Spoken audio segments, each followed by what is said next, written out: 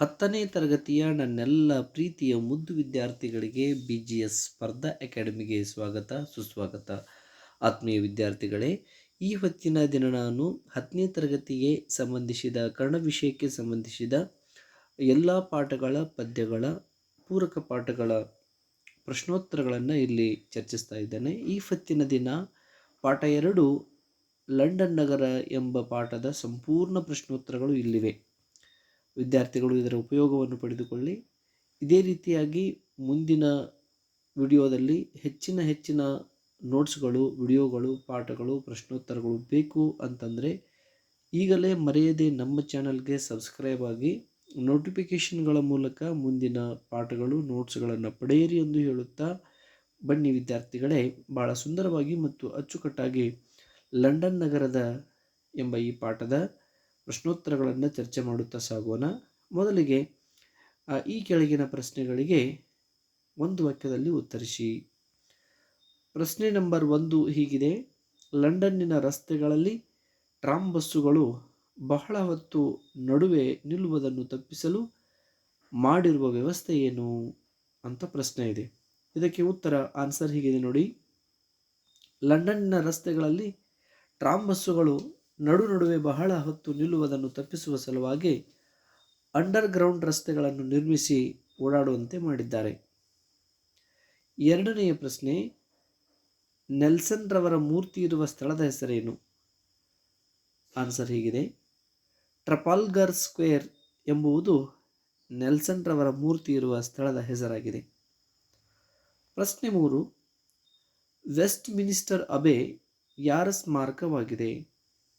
ಉತ್ತರ: West minister Abe ಇದು ಪ್ರಾರ್ಥನಾ ಮಂದಿರ, ಸತ್ತಿರುವ ಸಂತರ, ಸಾರ್ವಭೌಮರ ಹಾಗೂ ಕವಿ ಪುಂಗವರ ಸ್ಮಾರಕವಾಗಿದೆ. ನಾಲ್ಕನೆಯ ಪ್ರಶ್ನೆ: ಆಂಗ್ಲ ಸಾಮ್ರಾಜ್ಯದ ವೈಭವ ಕಂಡುಬರುವ ಓಣಿ ಯಾವುದು? ಉತ್ತರ ನೋಡಿ. ಚೇರಿಂಗ್ ಕ್ರಾಸ್ ಎಂಬ ಓಣಿಯು ಆಂಗ್ಲ ಸಾಮ್ರಾಜ್ಯದ ವೈಭವ ಕಂಡುಬರುವ ಓಣಿಯಾಗಿದೆ. ಇನ್ನು ಮುಂದೆ ಈ ಕೆಳಗಿನ ಪ್ರಶ್ನೆಗಳಿಗೆ 2-3 ವಾಕ್ಯದಲ್ಲಿ ಉತ್ತರಿಸಿ. ವುಲ್ವರ್ತ್ ಅಂಗಡಿಯಲ್ಲಿ ಸಿಗುವ ವಸ್ತುಗಳಾವವು? ಪ್ರಶ್ನೆ 1 ನೋಡಿ ಇಲ್ಲಿ. ವುಲ್ವರ್ತ್ ಅಂಗಡಿಯಲ್ಲಿ ಸಿಗುವ ವಸ್ತುಗಳಾವವು? ಉತ್ತರ ನೋಡಿ. ಮಹಾಕೋಶದಂತಿರುವ ಒಂದು ಸ್ಟೇಷನರಿ ಅಂಗಡಿ, ಅದುವೇ ವುಲ್ವರ್ತ್. ಇಲ್ಲಿ ಬೂಟು, ಕಾಲ್ಚೀಲು, ಚಡ್ಡಿ, ಸಾಬೂನು, ಔಷಧ, ಪುಸ್ತಕ, ಅಡಿಗೆ ಪಾತ್ರೆ, ಎಲೆಕ್ಟ್ರಿಕಲ್ ದೀಪ ಸಾಮಾನುಗಳು, ಫೋಟೋ, ಅಡವಿಯ ಹೂ, ಯುದ್ಧ ಸಾಮಗ್ರಿಗಳು ಇತ್ಯಾದಿಗಳು ಇಲ್ಲಿ ದೊರೆಯುತ್ತವೆ. ಪ್ರಶ್ನೆ 2 ನೋಡಿಲ್ಲಿ. ಲಂಡನ್ನಿನ ಹೆಣ್ಣು ಮಕ್ಕಳು ಯಾವ ಕೆಲಸದಲ್ಲಿ ನಿರಂತರಾಗಿರುತ್ತಾರೆ? ಉತ್ತರ: ಉಪಹಾರ ಗೃಹಗಳಲ್ಲಿ ಮಾನಿಗಳಾಗಿ, ದೊಡ್ಡ ಅಂಗಡಿಗಳಲ್ಲಿ ಟೈಪಿಸ್ಟ್ ಆಗಿ, ಕಾರ್ಕೂನರಾಗಿ ಹಾಗೂ ಸಿನಿಮಾ ಗೃಹಗಳಲ್ಲಿ ಪ್ರೇಕ್ಷಕರಿಗೆ ಜಾಗವನ್ನು ಹುಡುಕಿಕೊಡುವ ಕೆಲಸದಲ್ಲಿ ಲಂಡನ್ನಿನ ಹೆಣ್ಣು ಮಕ್ಕಳು ತೊಡಗಿರುತ್ತಾರೆ. ಪ್ರಶ್ನೆ 3: ಟೊಪ್ಪಿಗೆಯ ವಿಶೇಷತೆ ಏನು? ಲೇಖಕರು ಹೇಗೆ ದಾಖಲಿಸಿದ್ದಾರೆ ಅದನ್ನು?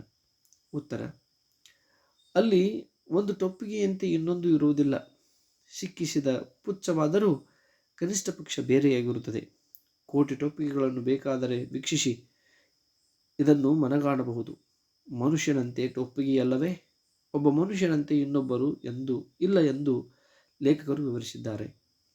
4ನೇ ಪ್ರಶ್ನೆ: ಪೋಯೆಟ್ ಕಾರ್ನರ್ನಲ್ಲಿ ಯಾವ ಕವಿಗಳ ಸಮಾಧಿಗಳಿವೆ? ಉತ್ತರ: ಪೋಯೆಟ್ ಕಾರ್ನರ್ನಲ್ಲಿ ಪ್ರಸಿದ್ಧ ಇಂಗ್ಲಿಷ್ ಲೇಖಕರಾದ Kipling, Hardy, Macaulay, Johnson, Goldsmith, ಪ್ರಸಿದ್ಧ ವಿಮರ್ಶಕನಾದ ಡ್ರೈಡನ್, ಬ್ರಿಟನ್ನಿನ ರಾಷ್ಟ್ರಕವಿ ವುಡ್ಸ್ವರ್ತ್, ಪ್ರಖ್ಯಾತ ನಾಟಕಕಾರನಾದ ಬೆನ್ ಜಾನ್ಸನ್ ಮೊದಲಾದವರ ಸಮಾಧಿಗಳು ಅಲ್ಲಿವೆ. 5ನೆಯ ಪ್ರಶ್ನೆ: ಸಾಮ್ರಾಟರ ರಾಜ್ಯಾಭಿಷೇಕವಾಗುವ ಸಿಂಹಾಸನದ ಮೇಲಿರುವ ಕಲ್ಲು ಪಾಟಿ ಅದರ ವಿಶೇಷತೆ ಏನು?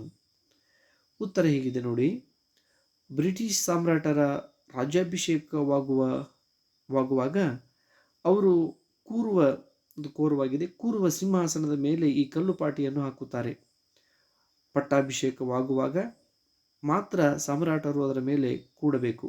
ಈ ಶಿಲೆಯನ್ನು 3ನೇ ಎಡ್ವರ್ಡನು ಸ್ಕಾಟ್ಲೆಂಡಿನ ಅರಸನಿಂದ ಅದನ್ನು ತೆಗೆದುಕೊಂಡು ಬಂದನಂತೆ ಕಾಣುತ್ತದೆ. ಅಂದಿನಿಂದ ಎಲ್ಲ ಸಾಮ್ರಾಟರ ಪಟ್ಟಾಭಿಷೇಕವು ಈ ಕಲ್ಲಿನ ಮೇಲೆ ಆಗಿದೆ. ಈ ಕಲ್ಲುಪಾಟಿ ಎಂಬ ಶಿಲೆಯನ್ನು ಒಳಗೊಂಡ ರಾಜ್ಯದ ಸಿಂಹಾಸನವಿದೆ. ಅದನ್ನು ಸ್ಟೋನ್ ಆಫ್ ಸ್ಕೋನ್ ಎಂದು ಕರೆಯಲಾಗಿದೆ. ಇನ್ನು ಈ ಕೆಳಗಿನ ಪ್ರಶ್ನೆಗಳಿಗೆ 8-10 ವಾಕ್ಯದಲ್ಲಿ ಉತ್ತರಿಸಿ. ಒಂದನೇದು, ಲಂಡನ್ ನಗರದ ವೀಕ್ಷಣೆಯಲ್ಲಿ ಲೇಖಕರು ಗುರುತಿಸಿರುವ ವಿಶೇಷತೆಗಳೇನು ಅಂತಿದೆ. ಉತ್ತರ ನೋಡಿ. ಲಂಡನ್ ನಗರದ ವ್ಯಾಪಾರವು ಟ್ರಾಮ್ ಬಸ್ಸುಗಳು, ಭೂಗರ್ಭದಲ್ಲಿ ಓಡಾಡುವ ವ್ಯವಸ್ಥೆ ಮತ್ತು ಭೂಗರ್ಭವನ್ನು ಹತ್ತಿ ಇಳಿಯಲು ಇರುವ ಎಸ್ಕಲೇಟರ್ಗಳು ಇವುಗಳ ಕುರಿತು ಗುರುತಿಸಿದ್ದಾರೆ. ನಂತರ ಪೇಟೆಯಲ್ಲಿನ ಉಲ್ವರ್ತ್ ಸ್ಟೇಷನರಿ ಅಂಗಡಿ ಇದೆ. ಈ ಅಂಗಡಿಯಲ್ಲಿ ಸಿಗುವ ಬೂಟು, ಸಾಬೂನು, ಪುಸ್ತಕ, ಹೂವು, ಯುದ್ಧ ಸಾಮಗ್ರಿಗಳು ಮುಂತಾದ ವಸ್ತುಗಳನ್ನು ಹೆಸರಿಸಿದ್ದಾರೆ. ನಂತರ ಸೂಟು ಹೊಲಿಯುವ ಸಿಂಪಿಗೆಗಳ ಬಗ್ಗೆ ವಿವರಿಸಿದ್ದಾರೆ.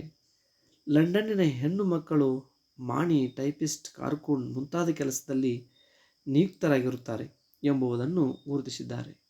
ಆಂಗ್ಲ ಸಾಮ್ರಾಜ್ಯದ ವೈಭವ ಕಂಡುಬರುವ ಓಣಿ ಚೇರಿಂಗ್ ಕ್ರಾಸ್. ಈ ಓಣಿಯಲ್ಲಿನ ಇಂಡಿಯಾ ಆಫೀಸು ಮತ್ತು ಅದರ ವಿಶೇಷತೆ ಹಾಗೂ ಚೇರಿಂಗ್ ಕ್ರಾಸ್ ಎಂಬ ದೊಡ್ಡ ಬೀದಿಯು ಆಂಗ್ಲ ಸಾಮ್ರಾಜ್ಯದ ಬೀದಿಯಾಗಿರುವುದು ಅದರ ವಿಶೇಷತೆಯಾಗಿದೆ. ತದನಂತರ ಟ್ರಫಾಲ್ಗರ್ ಸ್ಕ್ವೇರ್ನಲ್ಲಿರುವ ನೆಲ್ಸನ್ ಮೂರ್ತಿ ಮತ್ತು ಆತನ ವಿಶೇಷತೆಯನ್ನು ಹೇಳಿದ್ದಾರೆ.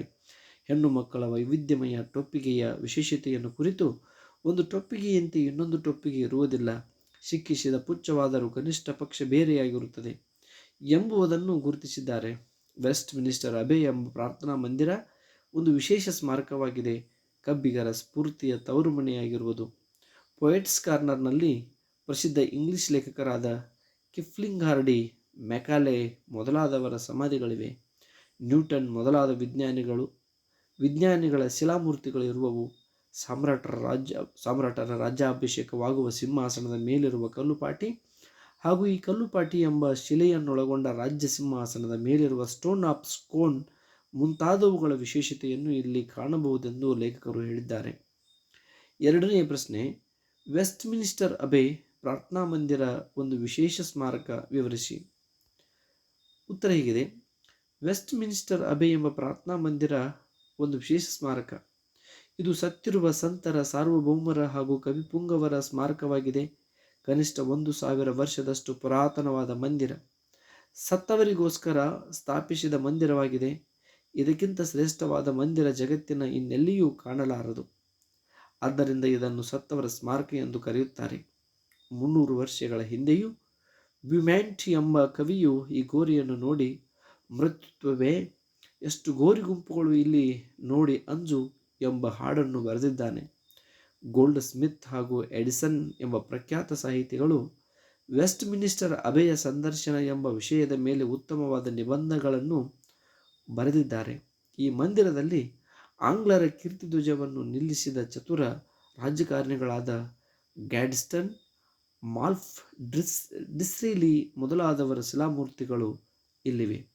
ಪೊಯೆಟ್ಸ್ ಕಾರ್ನರ್ನಲ್ಲಿ ಇಂಗ್ಲಿಷ್ನ ಪ್ರಸಿದ್ಧ ಲೇಖಕರಾದ Kipling, Hardy, Macaulay, Johnson, Goldsmith, ರಾಷ್ಟ್ರಕವಿ ವುಡ್ವರ್ತ್, ಪ್ರಖ್ಯಾತ ನಾಟಕಕಾರನಾದ ಬೆನ್ ಜಾನ್ಸನ್ ಮೊದಲಾದವರ ಸಮಾಧಿಗಳು ಇಲ್ಲಿವೆ. ವೈಜ್ಞಾನಿಕರ ಮೂಲೆಯಲ್ಲಿ ನ್ಯೂಟನ್ನನ ದೊಡ್ಡದಾದ ಶಿಲಾಮೂರ್ತಿಯನ್ನು ನಿಲ್ಲಿಸಿದ್ದಾರೆ. ಡಾರ್ವಿನ್, ಹರ್ಷಲ್ ಮೊದಲಾದವರ ಮೂರ್ತಿಗಳಿವೆ. ಇದಕ್ಕೆ ಹತ್ತಿರದಲ್ಲಿ ವ್ಯಾಪಾರಿಗಳು, ಶಿಲ್ಪಿಗರು, ಸರ್ದಾರರು, ಸೇನಾಪತಿಗಳು ಮೊದಲಾದ ಅನೇಕರಿಗೆ ಜಾಗಗಳು ದೊರೆತಿವೆ. ಇಲ್ಲಿಯ ಕೆತ್ತನೆ ಕೆಲಸವೆಲ್ಲ ಬಂಗಾರ ಬಣ್ಣದಲ್ಲಿಯೇ ಆಗಿದೆ. ಮಂದಿರದ ಹಿಂದೆ ಭವ್ಯವಾದ 7ನೇ ಹೆನ್ರಿ ಗೋರಿಯೂ ಇದೆ. ಈ ಪ್ರಾರ್ಥನಾ ಮಂದಿರವು ಬ್ರಿಟಿಷರ ಸಾಮ್ರಾಜ್ಯದ ಇತಿಹಾಸದ ಕಲೆ, ಸಾಹಿತ್ಯ, ವಿಜ್ಞಾನದ ಗುರುತುಗಳನ್ನು ಸ್ಮರಿಸುವ ಒಂದು ವಿಶೇಷ ಸ್ಮಾರಕವಾಗಿದೆ ಎಂಬುದು ಈ ಒಂದು ಪ್ರಶ್ನೆಯ ಸಮರ್ಪಕವಾದ ಉತ್ತರವಾಗಿದೆ. ಇನ್ನು ಈ ಕೆಳಗಿನ ಪ್ರಶ್ನೆಗಳಿಗೆ ಸಂದರ್ಭ ಸಹಿತ ಸ್ವಾರಸ್ಯ ವಿವರಿಸಿ ಅಂತಿದೆ. ಪ್ರಶ್ನೆ 1 ಹೀಗಿದೆ. ನಿಮ್ಮ ದೇಶದ ಗೌರವವನ್ನು ಕಾಯಿರಿ, ಇದು ದೊಡ್ಡದಾದ ರಾಷ್ಟ್ರ. ಆಯ್ಕೆ ನೋಡಿ. ಪ್ರಸ್ತುತ ಈ ಮೇಲಿನ ವಾಕ್ಯವನ್ನು ಲೇಖಕರಾದ ವಿಕ್ರ ಗೋಕಾಕ್ ಅವರು ರಚಿಸಿರುವ ಸಮುದ್ರದ ಆಚೆಯಿಂದ ಎಂಬ ಪ್ರವಾಸ ಕಥನದಿಂದ ಲಂಡನ್ ನಗರ ಎಂಬ ಪಾಠದಿಂದ ಆರಿಸಿಕೊಳ್ಳಲಾಗಿದೆ. ಸಂದರ್ಭ ಹೀಗಿದೆ. ಲಂಡನ್ ನಗರದ ಬೀದಿಯಲ್ಲಿ ಮೂಲೆ ಮೂಲೆಯಲ್ಲಿ ನಿಲ್ಲಿಸಿದ ಇತಿಹಾಸ ಪ್ರಸಿದ್ಧ ಪುರುಷರ ಶಿಲಾ ಪ್ರತಿಮೆಗಳನ್ನು ನೋಡಿದಾಗ ತಮ್ಮ ದೇಶಕ್ಕಾಗಿ ಜೀವನವನ್ನು ಲೆಕ್ಕಿಸದೆ ದುಡಿದು ಕೈ ಎತ್ತಿ ನಿಂತ ಆ ಪ್ರತಿಮೆಗಳು ನಿಮ್ಮ ದೇಶದ ಗೌರವವನ್ನು ಕಾಯಿರಿ, ಇದೊಂದು ದೊಡ್ಡದಾದ ರಾಷ್ಟ್ರ ಎಂದು ಹೇಳುವಂತೆ ತೋರುತ್ತದೆ ಎಂದು ಹೇಳುವ ಸಂದರ್ಭದಲ್ಲಿ ಈ ಮೇಲಿನ ವಾಕ್ಯ ಬಂದಿದೆ. ಸ್ವಾರಸ್ಯ: ಇಂಗ್ಲೆಂಡ್ ರಾಷ್ಟ್ರಕ್ಕಾಗಿ ದುಡಿದು ಈಗ ಲಂಡನ್ನ ನಗರದ ಬೀದಿ ಬೀದಿಯಲ್ಲಿ ಪ್ರತಿಮೆಗಳಾಗಿ ನಿಂತಿರುವ ಇತಿಹಾಸದ ಸುಪ್ರಸಿದ್ಧ ಹೋರಾಟಗಾರರ ಪ್ರತಿಮೆಗಳನ್ನು ಕಂಡು ಲೇಖಕರು ರಾಷ್ಟ್ರಕ್ಕಾಗಿ ದುಡಿದ ನಾಯಕರು ತಮ್ಮ ದೊಡ್ಡ ದೊಡ್ಡ ದೇಶದ ಗೌರವವನ್ನು ಹೆಮ್ಮೆಯಿಂದ ಕಾಪಾಡಲು ಹೇಳಿರುವಂತಿರುವುದನ್ನು ಲೇಖಕರು ಇಲ್ಲಿ ಸಂಪೂರ್ಣವಾಗಿ ವ್ಯಕ್ತಪಡಿಸಿದ್ದಾರೆ. ಪ್ರಶ್ನೆ 2, ಹೊತ್ತು ಹೊತ್ತು ಹೊತ್ತೇ ಹಣ. ಆಯ್ಕೆ: ಮೇಲೆ ಹೇಳಿದ ಆಯ್ಕೆ ಇನ್ನೇ ಎಲ್ಲ ಕಡೆ ಬಳಸಬಹುದು ಈ ಪಾಠದಲ್ಲಿ. ಸಂದರ್ಭ: ಕೆಲಸದ ಜಂಜಾಟದಿಂದ ಲಂಡನ್ ನಗರದಲ್ಲಿ ದಿನನಿತ್ಯ ಲಕ್ಷಾನುಲಕ್ಷ ಜನ ತಿರುಗುತ್ತಾರೆ, ಅವಸರವಾಗಿ ಓಡುತ್ತಾರೆ. ಬಿಡುವಿಲ್ಲದೆ ಹಣ ಗಳಿಸಲು ವಿದೇಶಿಯರು ಅವಸರ ಪಡುತ್ತಾರೆ. ಅವರಿಗೆ ಸಮಯವೇ ಹಣ. ಹೊತ್ತು ಹೊತ್ತು ಹೊತ್ತೇ ಹಣ. ಟೈಮ್ ಟೈಮ್ ಟೈಮ್ ಇಸ್ ಮನಿ. ಇದು ವಿದೇಶದಲ್ಲಿ ಸತ್ಯವಾದ ಮಾತು ಎಂದು ಲೇಖಕರು ವರ್ಣಿಸುವ ಮಾತುಗಳು ಸಂದರ್ಭವಾಗಿವೆ. ಸ್ವಾರಸ್ಯ ಹೀಗಿದೆ: ಲಂಡನ್ನಿನ ಜನರಿಗೆ ಬಿಡುವಿಲ್ಲ. ದಿನನಿತ್ಯದ ಅವಸರವಾದ ಕೆಲಸದ ಸಮಯಕ್ಕೆ ಬಹಳ ಮಹತ್ವವನ್ನು ಕೊಡುತ್ತಾರೆ. ಹಣ ಗಳಿಸಲು ಸಮಯವನ್ನು ಬೆನ್ನಟ್ಟುತ್ತಾರೆ. ಅವರಿಗೆ ಹಣವೆಂದರೆ ಸಮಯ, ಸಮಯವೆಂದರೆ ಹಣ. ಹಣ ಗಳಿಸಲು ಅತಿ ಸಮಯವನ್ನು ನೀಡುತ್ತಾರೆ ಎಂಬ ಮಾತುಗಳು ಇಲ್ಲಿ ಸ್ವಾರಸ್ಯವಾಗಿವೆ. 3ನೆಯ ಪ್ರಶ್ನೆ: ಯಾರನ್ನು ತುಳಿದರೇನು, ಎಲ್ಲಿ ಹೆಜ್ಜೆ ಹಾಕಿದರೇನು, ಎಲ್ಲವೂ ಅಷ್ಟಕ್ಕಷ್ಟೇ, ಮಣ್ಣು ಮಣ್ಣು. ಆಯ್ಕೆ: ಮೇಲಿನ ಆಯ್ಕೆಯನ್ನೇ ಎಲ್ಲ ಕಡೆ ಬಳಸಿ. ಸಂದರ್ಭ ಹೀಗಿದೆ: ಲೇಖಕರು ವೆಸ್ಟ್ ಮಿನಿಸ್ಟರ್ ಅಬೆ ಪ್ರಾರ್ಥನಾ ಮಂದಿರದ ಪೊಯೆಟ್ಸ್ ಕಾರ್ನರ್ನಲ್ಲಿದ್ದ ಕವಿಗಳ ಸಮಾಧಿಯನ್ನು ನೋಡುತ್ತಾ ಹೋಗುವಾಗ ನಮ್ಮ ದೇಶದಲ್ಲಿ ಸತ್ತವರಿಗೆಲ್ಲರಿಗೂ ಒಂದೊಂದು ಹಿಡಿ ಮಣ್ಣು ಕೊಡುವಂತೆ ಇಲ್ಲಿನ ಸಾಧಕರಿಗೆ ಒಂದೊಂದು ಕಲ್ಲನ್ನು ಕೊಟ್ಟಿದ್ದಾರೆ. ಈ ಕಲ್ಲುಗಳ ಮೇಲೆ ಹಾಯುತ್ತಾ ತುಳಿಯುತ್ತಾ ಹೋಗುವಾಗ ಇದು ತಪ್ಪು ಹೆಜ್ಜೆಯಲ್ಲವೇ ಎಂಬ ಹೆದರಿಕೆಯು ಅವರನ್ನು ಹಿಡಿದು ನಿಲ್ಲಿಸುತ್ತದೆ. ಕಡೆಗೆ ದಿಕ್ಕು ತಪ್ಪಿದಂತಾಗಿ ಯಾರನ್ನು ತುಳಿದರೇನು, ಎಲ್ಲಿ ಹೆಜ್ಜೆ ಹಾಕಿದರೇನು, ಎಲ್ಲವೂ ಅಷ್ಟೇ, ಮಣ್ಣು ಮಣ್ಣು. ಮನಸ್ಸಿಗೆ ಬಂದಂತೆ ಮನುಷ್ಯನು ನಡೆಯುತ್ತಾನೆ, ಹತ್ತುತ್ತಾನೆ, ತುಳಿಯುತ್ತಾನೆ ಎಂಬ ಲೇಖಕರ ಭಾವಗಳು ಇಲ್ಲಿ ಸಂದರ್ಭವಾಗಿವೆ. ಸ್ವಾರಸ್ಯ ಹೀಗಿದೆ: ಲಂಡನ್ನಲ್ಲಿ ಸತ್ತ ನಂತರ ಕವಿಗಳ ಗೋರಿಗಳಿಗೆ ಒಂದೊಂದು ಕಲ್ಲನ್ನು ಇಡಲಾಗಿದೆ. ಇಂಗ್ಲೆಂಡಿನ ಕವಿಗಳ ಮೇಲಿನ ಗೌರವ ಭಾವನೆಯಿಂದ ಅವರಿಗೆ ಕೊಟ್ಟ ಕಲ್ಲುಗಳನ್ನು ಪ್ರವಾಸಿಗರು ತುಳಿಯಬಾರದೆಂಬ ಭಾವನೆ ಇದ್ದರೂ ದಿಕ್ಕು ತೋಚದಂತಾಗಿ ಎಲ್ಲರೂ ಕೊನೆಗೆ ಮಣ್ಣು ಸೇರಲೇಬೇಕಲ್ಲವೇ ಎಂಬ ಭಾವನೆ ಲೇಖಕರಲ್ಲಿ ಮೂಡಿಬಂದಿರುವುದು ಸ್ವಾರಸ್ಯವಾಗಿದೆ. 4ನೆಯ ಪ್ರಶ್ನೆ: ಪ್ರವಾಸವು ಶಿಕ್ಷಣದ ಒಂದು ಭಾಗವಾಗಿದೆ. ಆಯ್ಕೆ: ಮೇಲಿನ ಆಯ್ಕೆಯನ್ನು ಎಲ್ಲ ಕಡೆ ಬಳಸಿ. ಸಂದರ್ಭ: ವಿಕ್ರ ಗೋಕಾಕ್ ಅವರು ತಮ್ಮ ಪ್ರವಾಸದ ಕಥನದ ಕೊನೆಯಲ್ಲಿ ಈ ಪ್ರವಾಸದಿಂದ ನನ್ನ ಮನಸ್ಸು ಎಷ್ಟೊಂದು ವಿಕಾಸವನ್ನು ಹೊಂದಿದೆ, ಎಷ್ಟೊಂದು ಅನುಭವವನ್ನು ಪಡೆದಿದೆ, ನನ್ನ ದೃಷ್ಟಿಯು ಎಷ್ಟೊಂದು ವಿಶಾಲವಾಗಿದೆ, ನನ್ನ ಸಂಸ್ಕೃತಿಯು ಎಂತಹ ಹೊರಗಲ್ಲಿನ ಮೇಲೆ ನಿಂತಿದೆ, ಇದೆಲ್ಲವನ್ನ ನೆನೆಸಿಕೊಂಡಾಗ ಈ ಪ್ರವಾಸವು ಶಿಕ್ಷಣದ ಒಂದು ಭಾಗವಾಗಿದೆ ಎಂದು ಜಾನ್ ಬೆಕನ್ನನು ಹೇಳಿದ ಮಾತು ಕವಿಗಳಿಗೆ ನೆನಪಾಗುವ ಸಂದರ್ಭವಾಗಿದೆ. ಸ್ವಾರಸ್ಯ ಹೀಗಿದೆ: ಕವಿಗಳು ಲಂಡನ್ ನಗರಕ್ಕೆ ಕೈಗೊಂಡ ಪ್ರವಾಸದ ಅನುಭವ ಕುರಿತು ಈ ಮಾತನ್ನು ಆಡುತ್ತಾರೆ. ದೇಶ ಸುತ್ತಿ ನೋಡು, ಕೋಶ ಓದಿ ನೋಡು ಎಂಬ ಗಾದೆಯ ಮಾತಿನಂತೆ ಶಿಕ್ಷಣದ ವ್ಯಾಪಕತೆಗೆ ಪ್ರವಾಸವು ಕೂಡ ಒಂದು ಭಾಗವಾಗಿರುತ್ತದೆ. ಪ್ರವಾಸ ಕೈಗೊಳ್ಳುವುದರ ಮೂಲಕ ಅಗಾಧವಾದ ಜ್ಞಾನವನ್ನು ಸಂಗ್ರಹ ಮಾಡಿಕೊಳ್ಳಬಹುದು, ಅಗಾಧವಾದ ಜ್ಞಾನ ಸಂಗ್ರಹವಾಗುತ್ತದೆ ಎಂಬ ಮಹತ್ವವನ್ನು ಕವಿಗಳು ವಿವರಿಸುವ ಮಾತುಗಳು ಇಲ್ಲಿ ಸ್ವಾರಸ್ಯಪೂರ್ಣವಾಗಿವೆ. ಇನ್ನು ವ್ಯಾಕರಣಕ್ಕೆ ಸಂಬಂಧಿಸಿದ ಅಂಶಗಳನ್ನು ನೋಡೋಣ. ಮೊದಲಿಗೆ ಉ ಪಟ್ಟಿಯಲ್ಲಿ ಇರುವಂಥದ್ದು ಬಿಟ್ಟಿರುವ ಪದಗಳನ್ನು ಸರಿಯಾದ ಪದಗಳಿಂದ ತುಂಬಿ ಅಂತಿದೆ. ಮೊದಲನೆಯ ಪ್ರಶ್ನೆ: ಲಂಡನ್ ಪಟ್ಟಣವೆಂದರೆ ಅದು ಒಂದು ಸ್ವತಂತ್ರ ಜಗತ್ತು. ಇಲ್ಲಿ ಸ್ವತಂತ್ರ ಅನ್ನೋದು ಉತ್ತರ. ವುಲ್ವರ್ತ್ ಎಂಬುದು ಅದೊಂದು ಸ್ಟೇಷನರಿ ಅಂಗಡಿ. ಸ್ಟೇಷನರಿ ಅನ್ನುವುದು ಉತ್ತರ. ಮನೆ ಹಿಡಿದು ಇರುವ ತರುಣನ ಬುದ್ಧಿ ಮನೆಯ ಮಟ್ಟದ್ದೇ. ಗಾದೆಯ ಮಾತಿನಲ್ಲಿ ತರುಣ ಅನ್ನೋದು ಒಂದು ಉತ್ತರ. ಅಬೆಯಲ್ಲಿರುವ ಸಿಂಹಾಸನಕ್ಕೆ ಸ್ಟೋನ್ ಆಫ್ ಸ್ಕೋನ್ ಎಂದು ಹೆಸರು. West minister ಅಬೆಯಲ್ಲಿರುವ ಸಿಂಹಾಸನಕ್ಕೆ stone of Scone ಎಂದು ಹೆಸರು ಇದೆ. ವೆಸ್ಟ್ ಮಿನಿಸ್ಟರ್ ಅಬೆ ಎಂಬುದು ಇದೊಂದು ಪ್ರಾರ್ಥನಾ ಮಂದಿರ. ಇಲ್ಲಿ ಪ್ರಾರ್ಥನಾ, ಸ್ಟೋನ್ ಆಫ್ ಸ್ಕೋನ್ ಇವೆರಡೂ ಉತ್ತರಗಳಾಗಿವೆ. ಇನ್ನು ಈ ಪದಗಳನ್ನು ಬಿಡಿಸಿ ಸಂಧಿಯನ್ನು ಹೆಸರಿಸಿ. ಈ ರೀತಿಯಾಗಿ ಬಿಡಿಸಬಹುದು. ಒಮ್ಮೆ ಅಧಿಕ್ ಒಮ್ಮೆ ಈಕ್ವಲ್ ಟು ಒಮ್ಮೊಮ್ಮೆ, ಇದು ಲೋಪಸಂಧಿ. ಎರಡನೇದು ಜಾಗ ಅಧಿಕ್ ಅನ್ನು ಜಾಗವನ್ನು, ಇದು ವಕಾರಾಗಮ ಸಂಧಿ. ಮೂರನೆಯದು ಅತಿ ಅಧಿಕ್ ಆದರ ಈಕ್ವಲ್ ಟು ಅತ್ಯಾದರ, ಎನ್ ಸಂಧಿ. ವಾಚನ ಅಧಿಕ್ ಆಲಯ ವಾಚನಾಲಯ, ಇದು ಸವರ್ಣ ದೀರ್ಘ ಸಂಧಿ. ಸಂಗ್ರಹ ಅಧಿಕ್ ಆಲಯ ಸಂಗ್ರಹಾಲಯ, ಇದು ಸವರ್ಣ ದೀರ್ಘ ಸಂಧಿ. ಓಣಿ ಅಧಿಕ್ ಅಲ್ಲಿ ಓಣಿಯಲ್ಲಿ, ಇದು ಯಕಾರಾಗಮ ಸಂಧಿ. ಇನ್ನು ಈ ಕೆಳಗಿನ ಪದಗಳ ಅರ್ಥ ಬರೆದು ಅವುಗಳನ್ನು ನಿಮ್ಮ ಸ್ವಂತ ವಾಕ್ಯದಲ್ಲಿ ಬಳಸಿ ಅಂತ ನಿಮ್ಮ ಪುಸ್ತಕದಲ್ಲಿ ಕೊಟ್ಟಿದೆ. ಅದನ್ನು ಇಲ್ಲಿ ಬಳಸಲಾಗಿದೆ ನೋಡಿ. ದಂಗುಬಡಿ ಅನ್ನೋದು ಒಂದು ವಾಕ್ಯ. ಇದರ ಅರ್ಥ ಏನು ಅಂತಂದರೆ ಆಶ್ಚರ್ಯ ಪಡುವಂಥ ಅರ್ಥ. ವಿಶ್ವಕಪ್ ಕ್ರಿಕೆಟ್ ಪಂದ್ಯದಲ್ಲಿ ಭಾರತೀಯ ಕ್ರಿಕೆಟ್ ಆಟಗಾರರು ನೋಡುಗರಿಗೆಲ್ಲರಿಗೂ ದಂಗು ಬಡಿಯುವಂತೆ ಆಡಿದರು ಅಂತ ಬರೆಯಬಹುದು. ಎರಡನೇದು ಮನಗಾನು ಅಂತಿದೆ. ಇದರ ಅರ್ಥ ತಿಳಿದುಕೊಳ್ಳುವಂತ. ವಿಕ್ರ ಗೋಕಾಕ್ ಅವರು ಲಂಡನ್ ನಗರದ ಪ್ರವಾಸದಿಂದ ಅಲ್ಲಿನ ವಿಶೇಷತೆಯನ್ನು ಮನಗಾಡಿದರು ಅಂತ ಬರೀಬಹುದು. ದುರಸ್ತಿ ಅಂತಿದೆ ಮೂರನೇ ಪದ. ರಿಪೇರಿ ಅಥವಾ ಸರಿಪಡಿಸುವಿಕೆ ಅನ್ನೋದು ಇದರ ಸರಿಯಾದ ಅರ್ಥ. ಲಂಡನ್ ನಗರದ ವೆಸ್ಟ್ ಮಿನಿಸ್ಟರ್ ಅಬೆ ಕೆಲವೊಂದು ಭಾಗಗಳ ದುರಸ್ತಿಯನ್ನು ಬಿಟ್ಟರೆ ಇಂದಿಗೂ ಅಚ್ಚಳಿಯದೆ ಉಳಿದಿದೆ. ಇದು ಘನತರ ಶ್ರೇಷ್ಠವಾದಂಥ ಅರ್ಥ. ಲಂಡನ್ ನಗರದ ವೆಸ್ಟ್ ಮಿನಿಸ್ಟರ್ ಅಬೆ ಸಂತರ, ಸಾರ್ವಭೌಮರ, ಮಲಗಿರುವವರ, ಕವಿಪುಂಗವರ ಮಂದಿರವು, ಇದಕ್ಕಿಂತ ಘನತರವಾದ ಮಂದಿರವು ಜಗತ್ತಿನಲ್ಲಿನ್ನೆಲ್ಲಿಯೂ ಇರಲಾರದು ಎನ್ನುವುದು ಸರಿಯಾದ ಉತ್ತರ. ನಿಟ್ಟಿಸಿ ನೋಡು ಅಂತಿದೆ. ದೃಷ್ಟಿಸಿ ನೋಡು ಅನ್ನೋದು ಅದರ ಅರ್ಥ. ಪ್ರವಾಸದಲ್ಲಿ ಪ್ರತಿಯೊಂದನ್ನು ನಿಟ್ಟಿಸಿ ನೋಡಿದರೆ ಅದರಿಂದ ಅಗಾಧವಾದ ಅನುಭವವನ್ನು ಪಡೆಯಬಹುದು ಎಂಬುದು ಹೀಗೆ ಬರೆಯಬಹುದು. ಮೂಲೆ ಗೊತ್ತು ಅಂತಿದೆ. ಅಲಕ್ಷಿಸುವಂಥದರ ಅರ್ಥ. ಅಷ್ಟು ಸುಲಭವಾಗಿ ಯಾರನ್ನು ಮೂಲೆ ಗೊತ್ತಬಾರದು. ಸಮಯ ಬಂದರೆ ಯಾರೇ ಅವಶ್ಯವಾಗಬಹುದು. ಇನ್ನು ದಿಕ್ಕು ತಪ್ಪುವ, ದಾರಿ ಕಾಣದಂತಾಗುವಂಥ ಅರ್ಥ. ದಿಕ್ಕು ತಪ್ಪಿದಂತಾಗಿ ಯಾರನ್ನು ತುಳಿದರೇನು, ಎಲ್ಲಿ ಹೆಜ್ಜೆ ಹಾಕಿದರೇನು, ಎಲ್ಲವೂ ಅಷ್ಟೇ ಮಣ್ಣು ಮಣ್ಣು, ಮನಸ್ಸಿಗೆ ಒಂದಂತೆ ಮನುಷ್ಯ ನಡೆಯುತ್ತಾನೆ ಎನ್ನುವುದು ಸರಿ ಉತ್ತರ. ಇನ್ನು ಭಾಷಾ ಚಟುವಟಿಕೆಗೆ ಸಂಬಂಧಿಸಿದ ಅಂಶಗಳನ್ನು ನೋಡೋಣ. ಕನ್ನಡ ಸಂಧಿಗಳನ್ನು ಹೆಸರಿಸಿ 2 ಉದಾಹರಣೆಗಳನ್ನು ಬರೆಯಿರಿ ಅಂತಿದೆ.